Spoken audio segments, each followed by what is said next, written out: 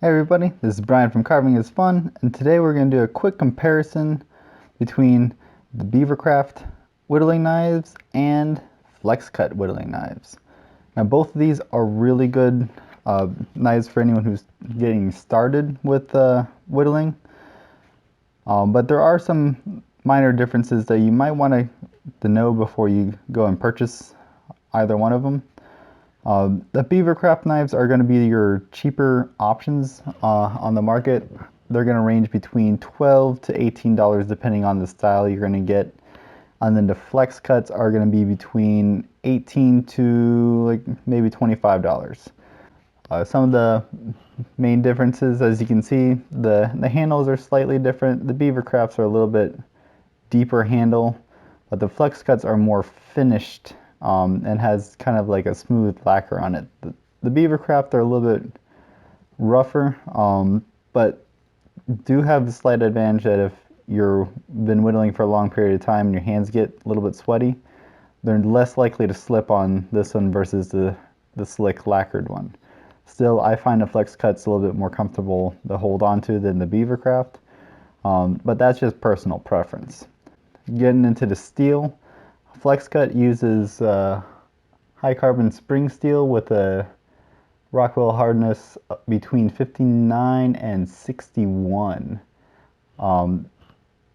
The Beavercraft, their steel is 30 MnB5 steel, which they say that their Rockwell hardness is between 58 and 62. I personally find it feel like it's on the lower end. It just seems like they lose their sharpness just a little bit faster compared to the Flexcuts. Some other things about the blades. Let's see if I can get in the video there. The Beavercraft, which is this one right here, they have a little bit thicker blades than the Flexcut, which does two things in there. One, it makes the cutting edge angle a little bit wider, so it's just a hair harder to cut into the wood when compared to the Flexcuts, which is a little bit narrower.